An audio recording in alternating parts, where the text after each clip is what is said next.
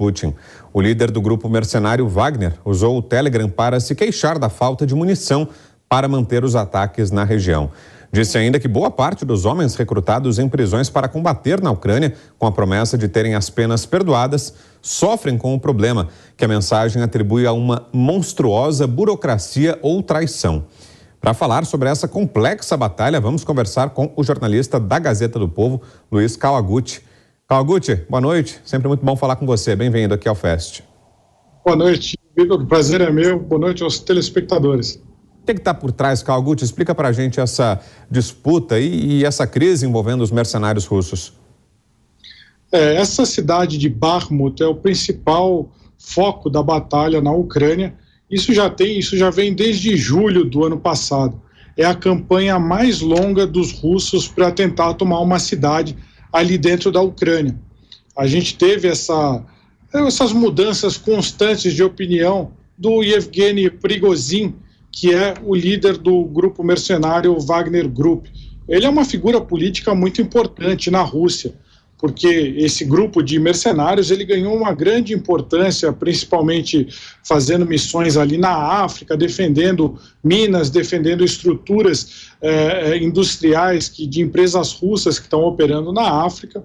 Ele teve bastante sucesso nisso e foi empregado desde o início aí na guerra da Ucrânia.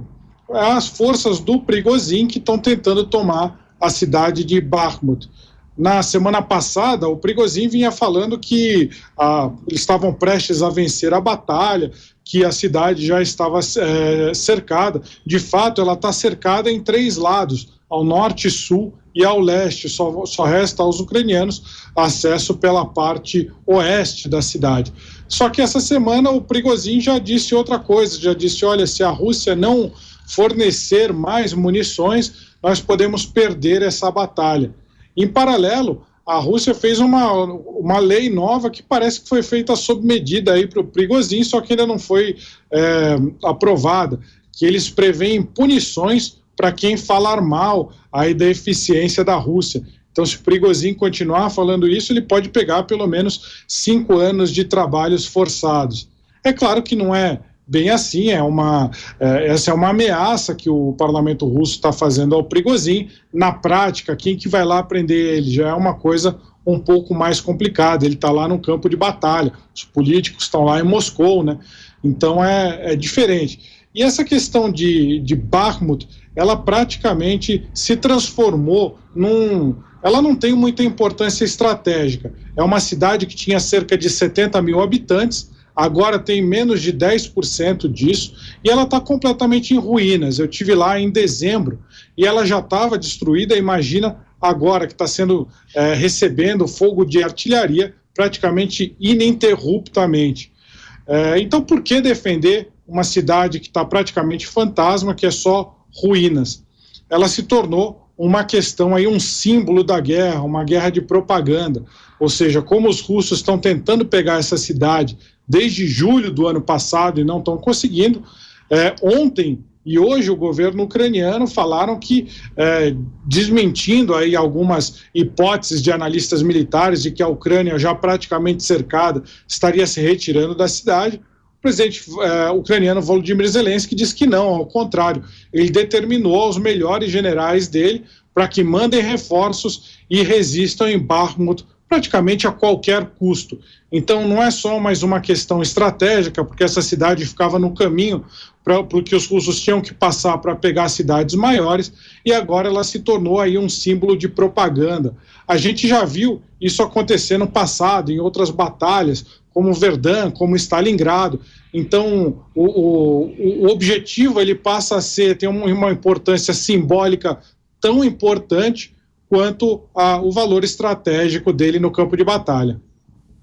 Kawaguchi, o Carlo Cauti faz a próxima pergunta. Por favor, Carlo. Luiz, tudo bem? Luiz, os russos estão preparando uma grande ofensiva agora para a primavera, né? A primavera que não chegou ainda lá na Europa. Os ucranianos também estão pedindo cada vez mais armas e cada vez mais sofisticadas para o Ocidente, e ao mesmo tempo temos carência de munição dos dois lados, né? Os ucranianos acabaram com 90 mil munições no ano passado e juntos os europeus e americanos só produzem 30, né? Então, o que você acha que deve acontecer nas próximas semanas? Essa ofensiva russa vai ocorrer? Os ucranianos vão conseguir fazer uma contraofensiva, ou a gente vai ter uma situação de paradeira, né, de estalo no campo de batalha na frente, e algo muito mais parecido com a Primeira Guerra Mundial do que com uma guerra de movimento? Carlos, prazer falar contigo. O que está se falando aí nessa frente, agora com o anúncio do presidente Volodymyr Zelensky de que as tropas ucranianas têm que resistir em Bakhmut, o que alguns analistas estão levantando de possibilidade é que, uma metáfora, a Ucrânia vai tentar fazer a Rússia sangrar ali em Bakhmut. Por quê? Porque a Ucrânia está defendendo, a Rússia está atacando. Quem ataca, em tese, tem muito mais baixas do que quem está defendendo.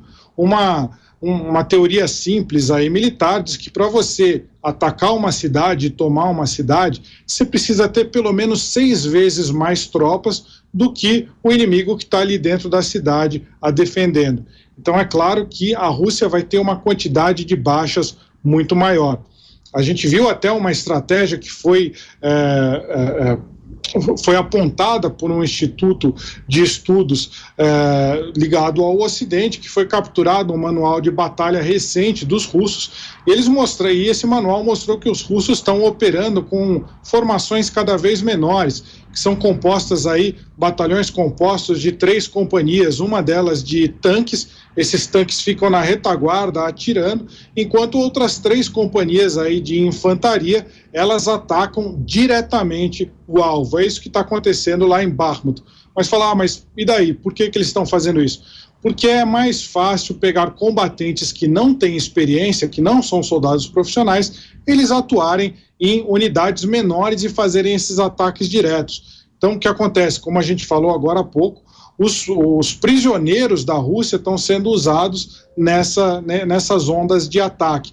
Então, em vez da Rússia arriscar os seus tanques ou até fazer ataques maiores de artilharia, como você mencionou, já está faltando artilharia, granadas de artilharia dos 2 lados, eles botam fuzis na mão desses combatentes e mandam eles ondas e ondas e ondas para atacar. A gente já viu isso, a Rússia faz isso desde a Primeira Guerra Mundial, não é uma novidade para a Rússia fazer isso.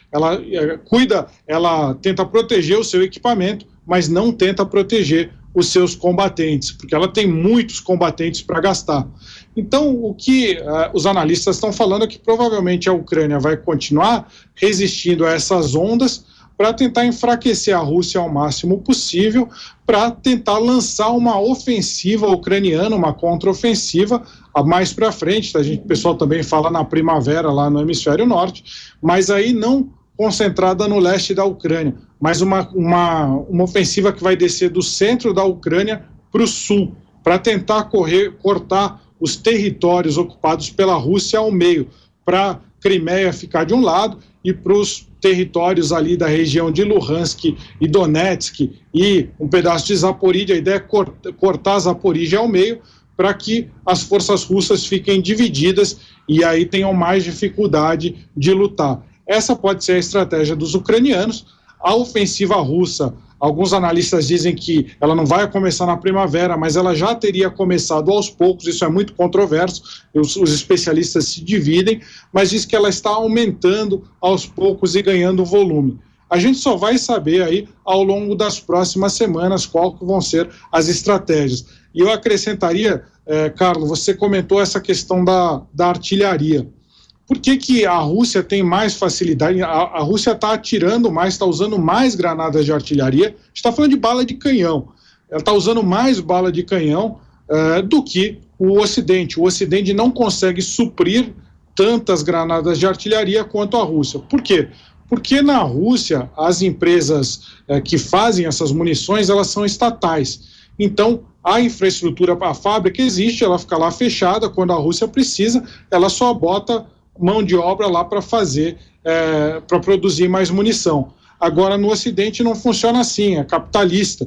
Você tem lá as fábricas, se as fábricas não estão produzindo, elas são fechadas, ou elas são transformadas numa linha de produção de outra coisa. Mas elas não ficam lá esperando acontecer uma guerra, que é muito a lógica de mercado. Então, agora que aconteceu uma guerra, dificilmente você vai convencer os empresários a abrirem novas plantas, porque essas plantas elas necessitam aí de um investimento muito grande e demoram anos para se pagar. Se a guerra acabar daqui a 2 anos, o empresário não vai conseguir reaver o seu investimento. Por isso está tão difícil para o Ocidente conseguir bala de canhão e para a Rússia está um pouco mais fácil. E, Kalgut, caso a Rússia consiga de fato a tomada de Bakhmut, aí qual seria o próximo passo? Então ela tem algumas opções. Tem 2 estradas que seguem ali de Bakhmut para cidades, uma mais ou menos do tamanho de Bakhmut, que é Kostianovka, e tem outra que é já bem maior, que chama Sloviansk. Só que essas cidades têm uma série de essas estradas que levam para essas cidades têm uma série de fortificações. Então, acredita-se que a Rússia tem uma tarefa tão difícil de cumprir do que está sendo a própria Bakhmut, uma vez que se eles vencerem em Bakhmut, esperamos que isso não aconteça, mas se eles vencerem em Bakhmut, eles ainda vão ter que seguir por 2 estradas que estão muito bem defendidas e talvez continuem recebendo esse número de baixas ainda, perdendo muitos combatentes para tentar passar por essas estradas. A lógica de ataque e defesa em campo aberto é diferente. Quando você está lutando em campo aberto, o atacante ele precisa ter 3 vezes mais tropas que o defensor, e não 6 vezes. É claro que a gente está falando, na teoria, tem outros fatores que têm que ser levados em conta, como tecnologia, logística, o treinamento das tropas, tem uma série de fatores, mas em linha geral, o macro raciocínio é mais ou menos esse. Então a Rússia não significa que vencendo em Bakhmut, ela vai tomar o Donbass. Ela ainda precisa vencer ali em Kostianovka, ele tem que vencer em Sloviansk, tem que vencer em Kramatorsk. Então não é uma coisa que ganhou ali em Bakhmut, a guerra está ganha. Muito longe disso. Carlo. Luiz, eu também estava dando uma olhada nas declarações recentes dos políticos, né, generais americanos, e eles estão demonstrando cada vez mais insatisfação, né, até uma certa impaciência com a Ucrânia, e isso é um sinal claro do que os americanos não querem fornecer armas para sempre para os ucranianos, até porque o cenário mais importante para eles não é a Europa Oriental, mas é Taiwan. E a gente viu na reportagem anterior, né, o armamento para Taiwan está atrasado há muitos anos, por causa do compromisso americano em fornecer armas para a Ucrânia e por parte da Europa Oriental. O que você acha? A gente vai ver nos próximos meses o desempenho americano que poderia forçar os ucranianos a aceitar um compromisso, eu diria, com a moda coreana, né, ou seja, uma divisão, uma linha demilitarizada. De um lado, os russos mantêm o Donbass e a Crimeia, do outro, os ucranianos mantêm os outros territórios, e a gente fica assim com essa guerra congelada pelos próximos 70 anos. Os americanos conseguem se concentrar em Taiwan, ou os ucranianos não vão aceitar esse tipo de solução? Eu concordo contigo, Carlos, que os principais generais americanos, eles foram contrários mesmo, eles achavam que você não deve, que os Estados Unidos não deveria se concentrar na Rússia e deveria se concentrar apenas na China, porque seria aí um problema maior. Mas essa é a opinião dos generais e a gente já viu que o governo americano, principalmente o governo do presidente, principalmente a figura do presidente Joe Biden, já falou, não vai ser assim, a gente vai ficar até o final com a Ucrânia. Então, os generais, eles foram contrariados, os generais americanos foram contrariados, tiveram que aceitar a posição do governo Biden de que todo o apoio exclusivo à Ucrânia nesse momento. Até porque ele não está fazendo isso porque o Biden é maluco, não é isso. Existe uma série de outros cálculos, por exemplo, a Taiwan vai ser chinesa até 2049, isso não há dúvida nenhuma. Só que a gente não sabe, de repente, Taiwan, por medo de ser devastada numa guerra, ela pode até se incorporar à China de uma forma pacífica, ninguém sabe. O que se sabe é que, apesar das declarações do governo de Taiwan, que realmente está querendo apoio financeiro, está querendo armas que nem a Ucrânia está recebendo, eles estão falando que vai ter uma invasão iminente. Mas os analistas dizem que a China ainda não está preparada para fazer essa invasão, então não é uma coisa que vai acontecer por agora. E se a gente pensar no que os Estados Unidos estão gastando ali na Ucrânia, isso aí não chega nem a 20% do orçamento de defesa americano. Então eles ainda têm muito dinheiro para gastar. Eles podem, em tese, eles poderiam apoiar aí tanto Taiwan quanto a Ucrânia ao mesmo tempo. Mas aí você tem uma batalha política, e a gente tem que considerar todo o cenário político.